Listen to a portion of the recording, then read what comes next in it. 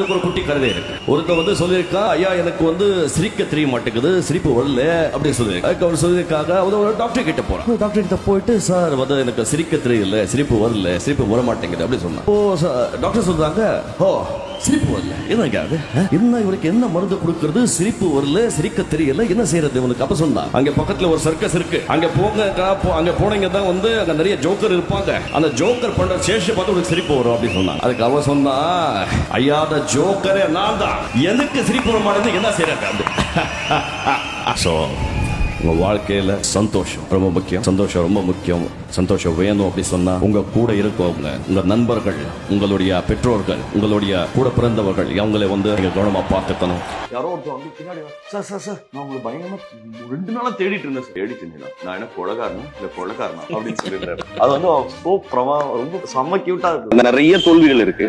எப்படி அவரால் வந்து இத்தனை பரிசோதனை படங்களுக்கு அப்புறமும் இன்னைக்கு ஸ்டாரா எப்படி நிக்கிறாருன்ற அந்த அந்த மன வலிமை இருக்குல்ல, அதுதான் வந்து ஒரு வைரமுத்து சார் வந்து ஒரு கவிதை சொல்லியிருப்பாரு. ஒரு கலைஞன், ஒரு நடிகன் காணாமல் போவதற்கு ஒரு எலும்பு முறிவு போதும், ஒரு ஹிட் போதும், ஒரு பிளாப் போதும், ஒரு ஹிட் கூட போதும், ஆமா ஒரு ஹிட் போதும், இல்ல ஒரு பிளாப் போதும், ஒரு பேங்க்ரப்ட் போதும், இல்ல ஒரு டிவோர்ஸ் போதும், இது எல்லாமே இருக்கு. இன்னும் ஸ்டாரா இருக்காருல்ல, அந்த மன வலிமை தான் எனக்கு அவர் இன்னும் வியக்க வைக்கிற ஒரு விஷயம். விஜய் சேதுபதி எங்க போனாலும் ஏதாவது ஒன்று சொல்லுவாரு, இங்க வந்து ஒரு இது இருக்குடா, இங்க ஒரு கையெழுந்து பவன் இருக்குண்டா, இந்த சூடா இட்லி போடணும்னு நினைக்கிறேன் பாரு. அன்னைக்கு ஒரு நாள் வந்து சொன்னாரு, இங்க கோடம்பாக்கம் இருக்கு, பின்னாடி பின்னாடி வா.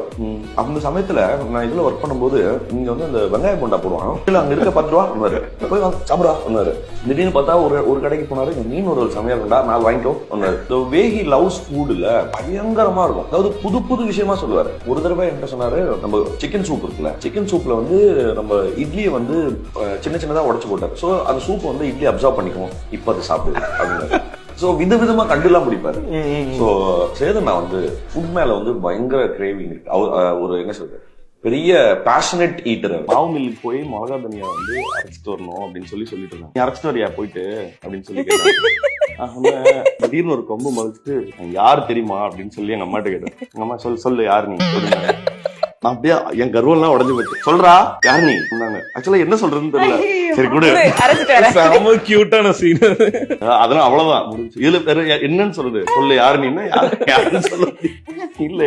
ஏதோ பிளான் பண்ணி உங்களை தேடிட்டே இருக்கும். தேடிட்டு கொலகாரனா கொலகாரன் இல்ல சார், நான் என்ன கொலகாரனா இல்ல கொலகாரனா. லடாக்ல ஏதோ பைக் ஓட்டிட்டு இருந்தாரு நினைக்கிறேன். யாரோ ஒருத்தர் வந்து பின்னாடி, சார் சார் சார் நான் உங்களுக்கு பயங்கரமா 2 நாளா தேடிட்டு இருந்தேன் சார். உங்களை தேடிட்டே இருக்கும். தேடிட்டு இருந்தேன். கொலகாரனா கொலகாரன் இல்ல சார், நான் என்ன கொலகாரனா இல்ல கொலகாரனா அப்படின்னு சொல்லியிருந்தாரு. அது வந்து ரொம்ப செம்ம கியூட்டா இருந்தது.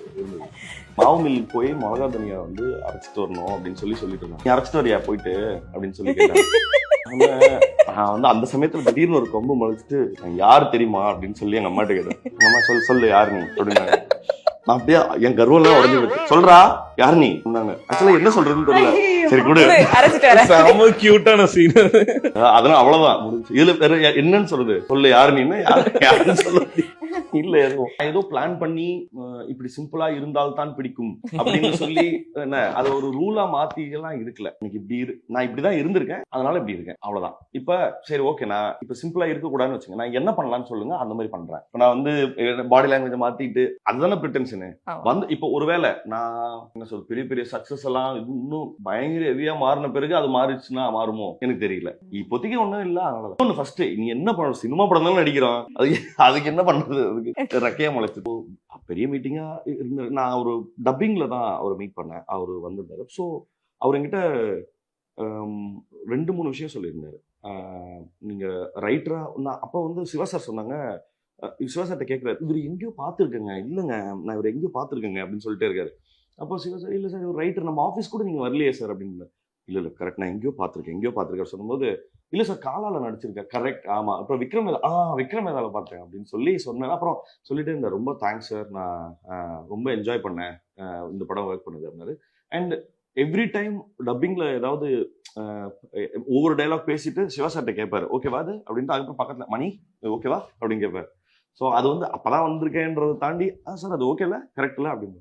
ஸோ அது அந்த என்ன சொல்றது, அந்த பிஹேவியர் இருக்குல்ல, அவன் சின்ன பையன், அவன்கிட்ட எது கேட்கணும்னு நினைக்கலாம், பட் ஆனா அதையும் கேட்கிறாருல, அது ரொம்ப ரொம்ப யூனிக்கான ஒரு குவாலிட்டி. இப்போ இந்த ஆஃப்டர் வின்னிங் இந்த ரேஸ் நிறைய பேசுறதுக்கு சார் பேசுறது கேட்கறதுக்கு சான்ஸ் கிடைக்கும். அதுல ஒரு விஷயம் சொல்லியிருந்தாங்க, அஜித் வாழ்க விஜய் வாழ்கன்னு எவ்வளவு நாள் சொல்லிட்டே இருப்பீங்க, நீங்க எப்ப வாழ போறீங்க அப்படின்னு சொல்லி ஒரு ஆக்டர் வந்து கேக்குறாங்கன்னும் போது அதுக்கு ஒரு இது வேணும் இல்லையா? இன்னொன்னு அது வந்து ரொம்ப ஜென்யூனான ஒரு ஆதங்கமா தான் பார்த்தேன். ஏன்னா ஒரு தடவை நாசர் சார்கிட்ட பேசிட்டு இருந்த போது அவர் சொன்னாரு, இந்த ரசிகர் மன்றங்கள்னு ஒண்ணு இருக்குல்ல, அது வந்து அதுல எங்கேஜ் ஆகிற பீப்புளோட லைஃப் பாத்தீங்கன்னா ஒரு 18-17 வயசுல இருந்து ஒரு 35 வயசுக்கு வரைக்கும், அதுதான் ஒரு மனுஷனோட பிரைம் டைம். அவன் அதுக்குள்ள அவன் லைஃபை சரிப்படுத்திட்டா தான் உண்டு. 35க்கு அப்புறம் ஒண்ணுமே கிடையாது, எல்லாமே போயிடும். ஆனா அந்த இடத்த எல்லாத்தையுமே வேற ஒரு ஆக்டிவிட்டியில போட்டாக்கா அவன் லைஃப் 35க்கு அப்புறம் நீ அதுக்கப்புறம் வருத்தப்பட்டோ எதுக்குமே பிரயோஜனம் இல்லை, திருப்பி அந்த டைமும் வராது உனக்கு. ஸோ அது வந்து அதனாலதான் ஒரு கான்ஸ்டன்டா ரிமைண்ட் பண்ணிட்டே இருக்கு, நோ உன் லைஃபை ஃபர்ஸ்ட் பாரு, நாங்க வாழ்ந்தாச்சு, எங்களுக்கு நல்ல வசதியாவே வாழ்ந்துட்டோங்கிறத ரிமைண்ட் பண்ணிட்டே இருக்காங்க.